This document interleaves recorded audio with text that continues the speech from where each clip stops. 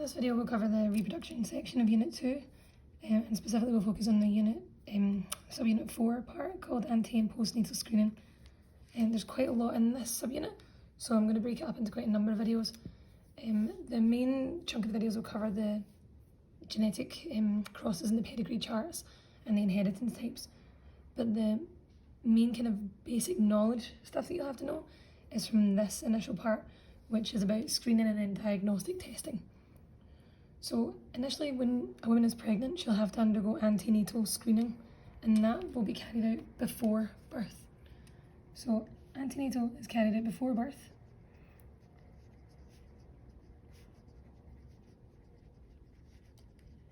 And the reason we carry out antenatal screening is to determine the risk of a disorder. Now that risk is really clearly different from telling a person that their child has a particular condition. Okay, so risk is the likelihood or the chances that they might have it, whereas diagnostic testing would be used to then prove and confirm that they have that condition. Okay, so for all these ones that we're going to talk about initially, it would be antenatal, so before birth. Okay, so initially what a woman would have would be ultrasound imaging.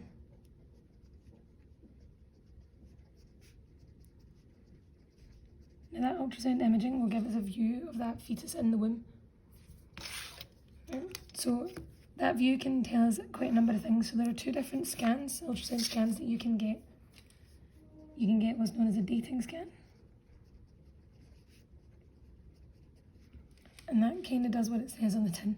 So it essentially determines due date.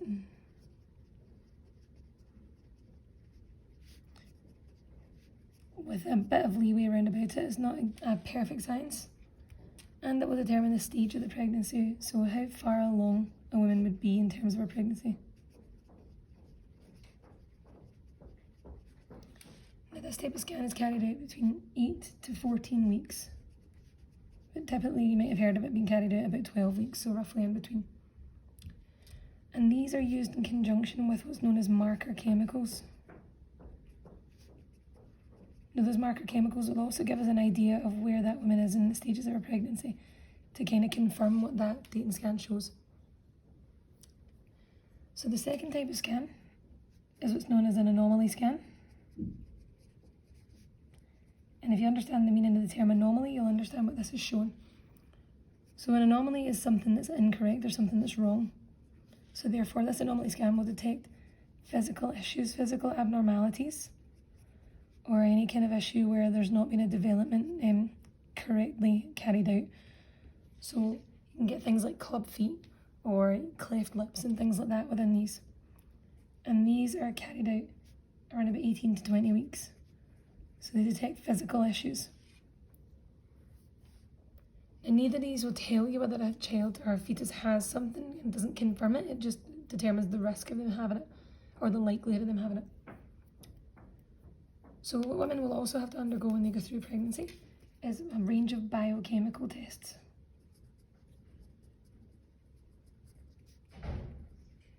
And those biochemical tests tell quite a lot about the female and about the fetus. And they'll detect just normal changes in pregnancy. We call these normal physiological changes. Okay, so when a woman is pregnant, her body will work slightly differently depending at the stage of pregnancy as well. So certain processing in terms of the liver and the kidneys will be different. And just generally levels in their blood will be different. Okay, so because of that then we would test for sugars and things like that and levels in the blood. So blood and urine tests as well, which are frequent throughout the pregnancy. We'll test for blood type. That's important to know. And we'll also test for blood pressure.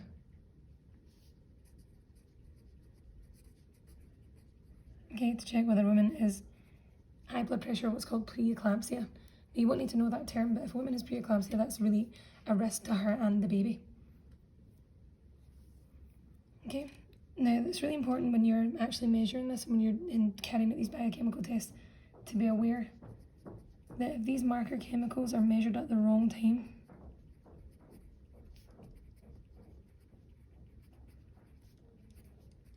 then they'll tell you something that might be incorrect, and then they might give you a false positive. Now that can then be an issue. It'll cause a lot of upset to the mother if it's incorrect, and it'll cause a lot of additional stress, which can obviously put stress on the unborn fetus as well. So you need to be making sure that you're detecting those levels at particular parts of the pregnancy. Now you look at all these screening procedures that women can undergo, so ultrasound imaging and the different types, and all those biochemical tests, and we look at these all together. Okay, and we based on those screening tests, we then will offer women options. Now, if they're in a high risk category, where it's likely that their child will have a disease or a particular condition based on these screening tests, we can offer them diagnostic tests. So if they're at high risk,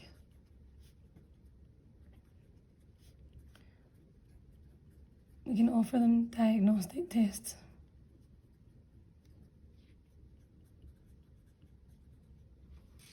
And the key thing with diagnostic tests is that this will confirm a condition.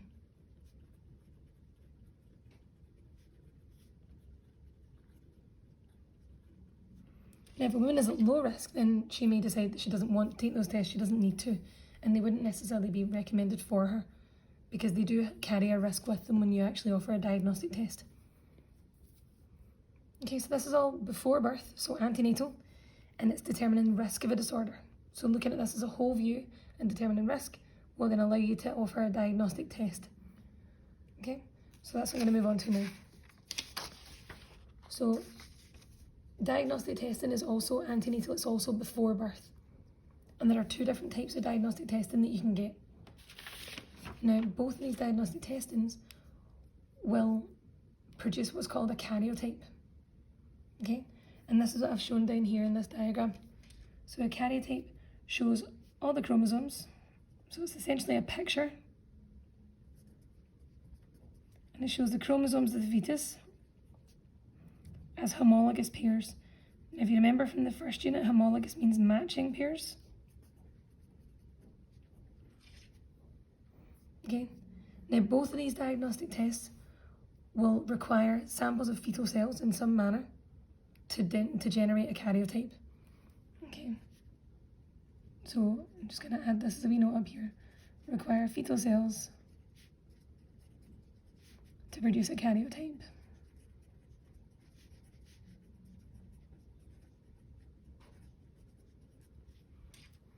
Okay, so just a quick overview of what a karyotype is, because this will be important for later on. In a human, a diploid human, okay, you will have all the range of different chromosomes, right, organised as these homologous pairs, these matching pairs. Now in humans you have 22 what's known as autosomes, which are chromosomes not involved in sex, and then you have one set of chromosomes which are involved in sex, so the sex chromosomes. These are X and Y for male, or X and X for female. Okay, so when you look at these you can determine if there's issues, because say for example one of the chromosomes may be shorter and therefore there'd be a deletion mutation, or you may have an extra one on chromosome 21 and that might then indicate Down syndrome, and that would then be a diagnosis of Down syndrome. Okay, so each of these tests will show us a karyotype. So amniocentesis will involve the sample of the amniotic fluid being taken. So I've shown a wee diagram of a fetus in the womb right now. Now, if it's amniocentesis, this would be roughly the size of the fetus. It'd be quite large at this point. Okay, and it would take a sample of the amniotic fluid. Now that amniotic fluid is surrounding that fetus in the womb, and therefore will have a bunch of that fetal cells floating in that liquid too. Okay, so what we want to do then is take those fetal cells and produce a karyotype. Now because they need to then filter all that out and gain the fetal cells from that and then culture them up, that karyotype will take 2 weeks before you get the results of that back. Now when they do this, what they'll do is they will put a needle through the wall of the stomach and then wall of the uterus and in to collect a sample of that liquid here. So if you put a needle into that womb and then through that into that amniotic fluid, it brings a risk of miscarriage, which is why you would only offer this diagnostic test to women who are deemed in the high risk category. Okay, and as I said, that fetus is slightly larger because this is carried out later in the pregnancy.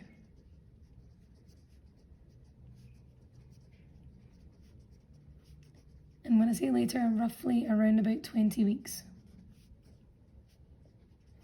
So roughly the time that you'd be able to find out the sex of your child, you would often, if you were at high risk, then be offered the amniocentesis roughly around the same time. Okay, so chorionic villus sampling, which you can easily shorten to CVS, is slightly different. It's also a diagnostic test, but for this one what we'll do is take a sample of the chorion, and that chorion is actually just a fancy name for the placenta, which anchors that fetus to the wall of the uterus. Okay, so we'd get fetal cells, but we'd get them from a sample of the placenta instead.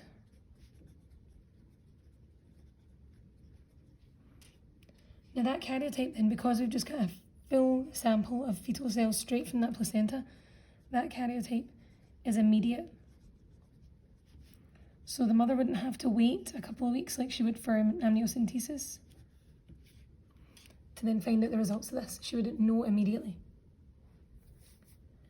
Now for this one, because you're putting a syringe straight into that placenta, that carries a higher risk even than the amniocentesis. So they both carry risk, but this is an even higher risk of miscarriage. And that's because that placenta is anchoring that fetus to the uterus.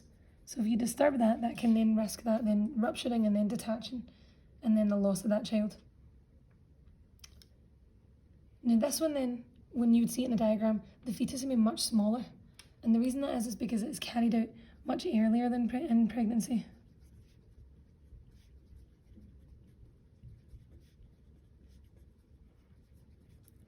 Now that can be anything around 8 weeks or so, or even slightly later than that.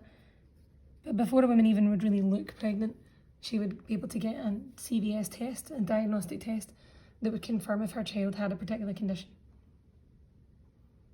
Okay, so these two are the diagnostic tests. They're very clearly different from the screening because these will confirm that a child has a disorder, and particularly it'll be a chromosome disorder. Okay, likely Down syndrome or something along those lines. Now, diagnostic testing for this and the antenatal screening I talked about before all happen before birth. But there is one type of screening that happens after birth, and therefore that is known as postnatal screening. So that postnatal screening is carried out after birth, and it detects for metabolic disorders. So if you think back to Unit 1, metabolic disorders are ones where enzyme control pathways would be incorrect.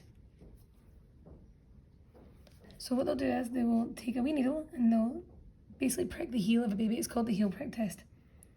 So they take a blood sample from the heel of a fetus, sorry, not a fetus anymore, the heel of a baby now that it's born. So a blood sample from the baby's heel. Okay, this is done very early on in its life. Not immediately after it's born, but within a few days. And what it can do is it can detect what's called phenylketonuria. So phenylketonuria, which you can shorten to PKU. Now, a person with PKU, if you remember this from the first unit, will have a substitution mutation. So I should probably say can detect PKU. So it's caused by a substitution mutation. So remember, a substitution mutation is a single gene mutation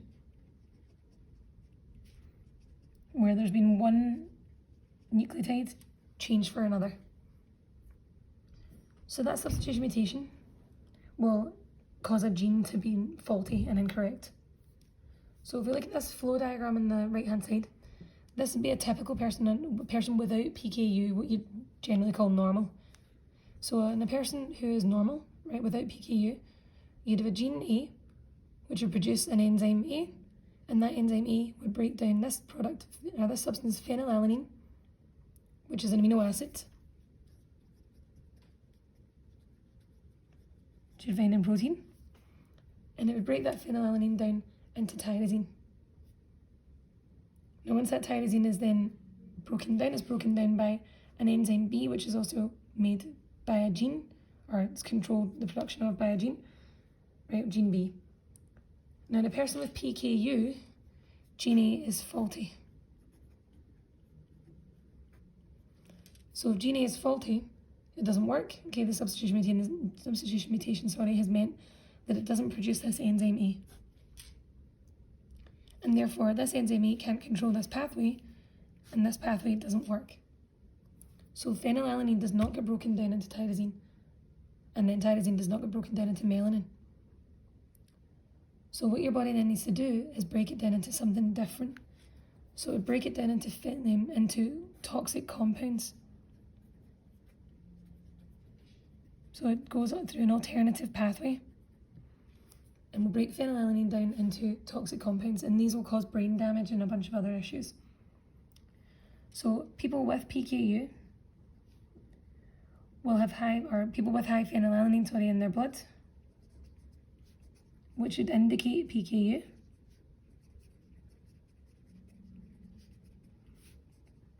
Will then be placed on a restricted diet. Now you should be able to tell them how it's restricted. So if you think about it, phenylalanine is an amino acid. So you would restrict the protein in their diet and restrict particularly the amino acid phenylalanine. So the restricted diet, it would be low in protein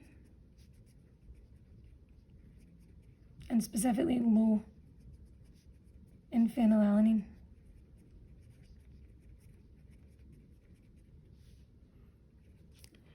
Now, sometimes the question can be asked, a person with PKU can still produce melanin.